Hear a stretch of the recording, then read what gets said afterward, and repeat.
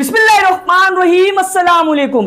दुनिया भर में मुसलमानों की जिल्लत और रुसवाई की एक वजह यह भी है अल्लाह और उसके नबी की नाफरमानी के अलावा कि वो किसी भी एरे गहरे नॉन मुस्लिम्स पर जो मुसलमानों के लिए खड़ा होकर दो चार शब्द बोल देता है, मुसलमानों के लिए दो तीन काम कर देता है, मुसलमान उसको कंधे पर बिठाकर दुनिया भर में नाचने लगते हैं कि जी यही है जो है असली लीडर जिसको कहा जाता है वो ये हैं।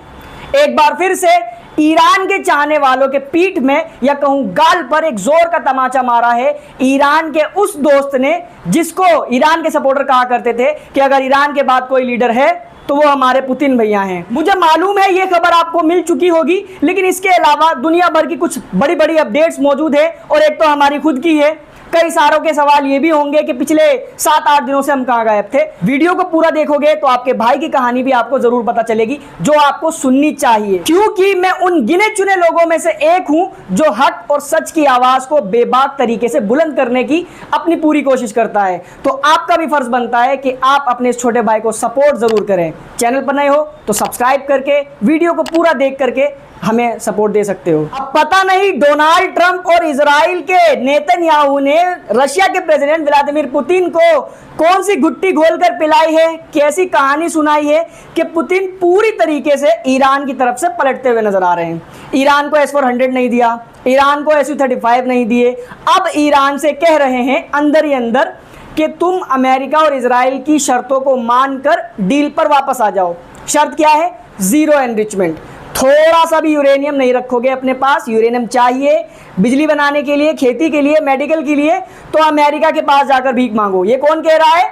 रशिया, ईरान का पक्का दोस्त जिसको आप माना करते थे। अच्छा, कुछ दिनों पहले कुछ जरूरत से ज्यादा बड़े एक्सपर्ट्स ये भी कह रहे थे कि रशिया की जो है ना मजबूरी है, रशिया जंग में उलझा हुआ है। भाई पूरी वेस्टर्न दुनिया से जंग लड़ रहा है यूक्रेन के बहाने, उसके पास हथियार कम पड़ गए हैं, टेक्नोलॉजी की कमी हो गई है, पैसा नहीं बचा है, हालत उसकी भी कहीं ना कहीं खराब है। तो अब ईरान के साथ जंग में उतरेगा, ईरान की मदद करेगा तो कहीं खुद कमज़ोर ना पड़ जाए, इसलिए ईरान को हथियार नहीं दे रहा था। चलो ठीक है, समझ में आ गई ये बात, हमने मान लिया आपकी ये बात, हम भी एक्सपर्ट आप भी एक्सपर्ट। अब इसका जवाब दे दे कोई मुझे।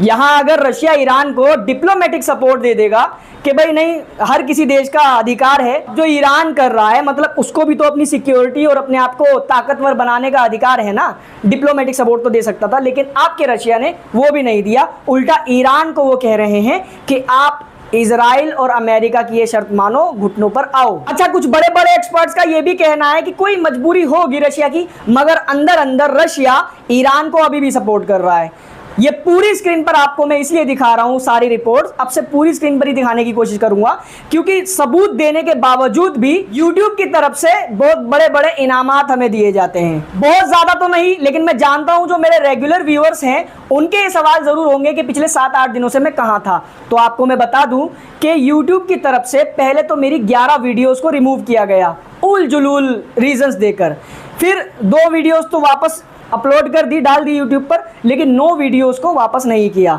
जिसमें से एक की वजह से वार्निंग दी गई और 7 दिनों के लिए यानी पूरे 1 हफ्ते के लिए मेरे चैनल को पूरी तरीके से डिसेबल कर दिया गया था। ना तो अपलोड कर सकता था, ना ही कोई पोस्ट डाल सकता था, ना ही कोई दूसरा चैनल मैं स्टार्ट करके वहाँ कोई खबर दे सकता था। कोई सब्सक्राइबर भी वहाँ नहीं है, नए चैनल पर कहाँ मुझे ढूंढोगे आप।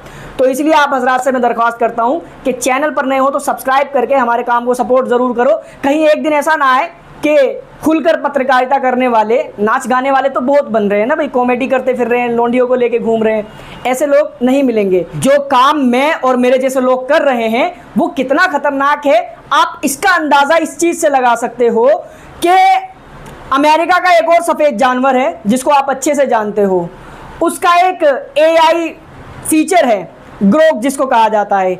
उससे किसी ने सवाल किया, अब उसके जवाब में उसने एक तो हिटलर को अच्छा आदमी बता दिया, फिर उसने इजराइल यानी यहूदियों के बारे में उल्टी सीधी कुछ बातें कह दी, फिर उसने आगे चलकर यह भी कह दिया कि अमेरिका जो है वो इजराइल के द्वारा कंट्रोल किया जाता है।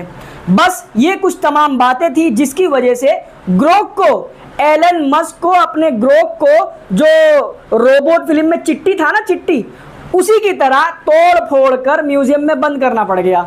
फिर कुछ दिनों बाद उसको निकाला रजनीकांत की तरह, और फिर उसके फीचर्स में बदलाव किए और फिर एलन मस्क ने कहा अब पूछो जो पूछना है। देखो अब कोई बुराई नहीं करने वाला, अब ये आपको सिर्फ वही बताएगा जिससे इजराइल और उसमें रहने वाले तमाम की अच्छी इमेज दुनिया के सामने पेश की जाए। और हिटलर को तो हिटलर ही बताएगा ना भाई, अच्छा बता कैसे सकता है। अब इससे आप अंदाजा लगा लो कि एलन मस्क जैसा आदमी जो अमेरिका में अपनी एक पार्टी खड़ी कर चुका है डोनाल्ड ट्रंप के कंपटीशन में, इजराइल के खिलाफ 2-4 शब्द बोलने पर उसकी एप्लीकेशन के साथ ऐसा हो रहा है, तो हम तो छोटे मोटे यूट्यूबर हैं, हमारा क्या अंजाम होगा आप अंदाजा लगा सकते हो ना। क्यों नहीं सपोर्ट करते फिर। बाकी कनेक्ट रहने के लिए ये इंस्टाग्राम आईडी आपको नजर आ रही है, आप इस पर भी आ सकते हो, फॉलो कर सकते हो। कोई बात पूछनी हो तो आप मैसेज कर सकते हो, मैं रिप्लाई सबको देता हूं जो भी मैसेज करता है। तो वही चर्चा ये भी चल रही है आपकी स्क्रीन के ऊपर रिपोर्ट कि डोनाल्ड ट्रंप यानी अमेरिकन प्रेसिडेंट ने चीन के राष्ट्रपति शी जिनपिंग को धमकी दी थी कि अगर तुमने ताइवान पर हमला किया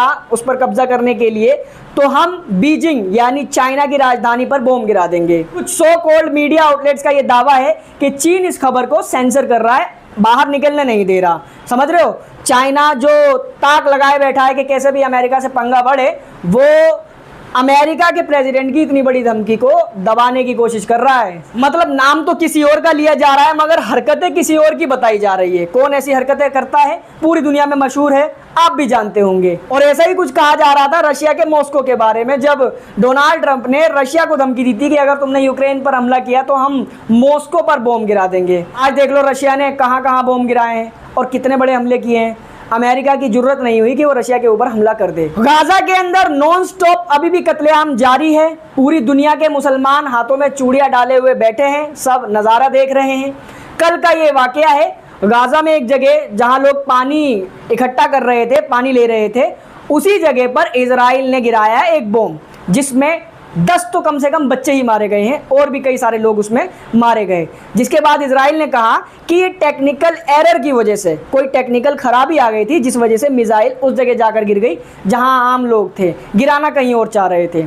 जबकि कितनी सारी खबरें आपने देखी है, एक नहीं हज़ारों खबरें आपने सुनी होंगी कि जानबूझकर आम लोगों के टेंट पर, हॉस्पिटल्स पर, स्कूल्स पर, जहां लोग गुजर रहे होते हैं राशन लेकर, पानी लेकर, उनके ऊपर भी बम गिराए गए हैं। कईयों की वीडियोस सामने आई हैं, लेकिन कोई इस पर रोने वाला नहीं है। अरे गैरों की बात छोड़ो, मीडिया वालों की बात छोड़ो, मुसलमानों को कौन सा फ़र्क पड़ रहा है। मगर यही अगर इजराइल के अंदर हो गया होता, कोई बम गिर गया होता, तो इजराइल और वेस्टर्न और अमेरिकन मीडिया तो छोड़ दो, इंडिया के अंदर नोएडा में बैठे हुए लश्कर नोएडा के जो आतंकी हैं, खासकर अंजना ओम कश्यप और रूबिका लियाकत जैसे, ये नंगे होकर स्टूडियो में नाच रहे होते। अब तक इन्होंने आसमान सर पर उठा लिया होता। हालांकि इजराइल और भारतीय मीडिया के अंदर बैठे हुए एंकरों का आपस में कोई रिश्ता नहीं है सिवाय नाजायज बाप होने के।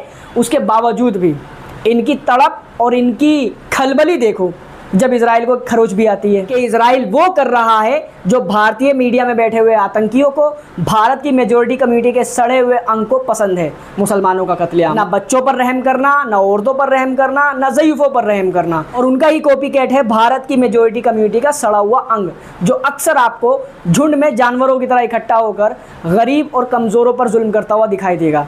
आपको मालूम, त्यौहार चल रहा है, त्यौहार के नाम पे आतंक मचाने का एक नया मौका मिला है। सड़कों पर 5 मिनट नमाज हो जाती है तो पूरी दुनिया में खलबली मच जाती है। जो शैतानों के झुंड हैं, भाई इंसान की शक्ल में शैतान ही तो है वो, जिनको नमाज से दिक्कत, अजान से दिक्कत, अच्छे कामों से दिक्कत। जुमे वाले दिन मस्जिदों में जगह कम पड़ जाती है, जो छोटी मस्जिद है उसमें तो खासकर जगह कम पड़ती है, तो सड़कों पर लोग निकल जाते हैं, 5-10 मिनट के लिए सड़कों को घेरा जाता है। तो खासकर नोएडा में बैठे हुए जो एंकर की शक्ल में आतंकी है, उनकी छातियों पर सांप लौटने लग जाता है, उनके पिछवाड़े में ज्वालामुखी फट जाती है कि देखो सड़क घेर ली, यातायात को इन्होंने पूरी तरीके से प्रभावित कर दिया, प्रभावित हो गया, यातायात दूषित हो गया। मतलब पूरा जो होता है सारे कपड़े उतार कर नाचने लगते हैं। अब सड़कों पर आप देख रहे होंगे, फेसबुक पर, यूट्यूब पर, इंस्टाग्राम्स पर रील्स आ रही हैं खूब, किस तरीके से खाने में प्याज निकलने पर पूरा ढाबा जला दिया जा रहा है। किसी की कार हल्की सी टच होगी तो उसकी पूरी कार तोड़ दी जा रही है और लोगों को भी मारा जा रहा है। खासकर उनमें निकलते उन्हीं के समाज के हैं, उन्हीं के धर्म के हैं। लेकिन यहाँ पर कोई भी लश्कर नोएडा का आतंकी बोलने को राजी नहीं है। कहीं वो जो जानवर हैं सड़कों पर घूमने वाले, वो इनके स्टूडियो में घुसकर तोड़फोड़ शुरू करते हैं। इसके अलावा एक मीडिया का एंकर मैंने देखा, संदीप राठी शायद इनका नाम है, न्यूज़ 24 पर ये काम करते हैं। छोटी सी क्लिप में ये बोलते हुए दिखाई दे रहे हैं कि अगर यही मुसलमान करते, एक कार को तोड़ते हुए दिखाई दे रहे हैं जानवर, उनके बारे में कहा गया कि अगर ये मुसलमान होते तो अब तक क्या होता। बाकी देश संविधान से चल रहा है, कानून सबके लिए बराबर है, सबको बराबर का अधिकार दिया जाता है, सबको एक नज़रों से देखा जाता है। बाकी इस वीडियो में फिलहाल इतना ही था। इस वीडियो को शेयर करें, चैनल पर नए हैं तो सब्सक्राइब जरूर कर लें। Thank you so much for joining.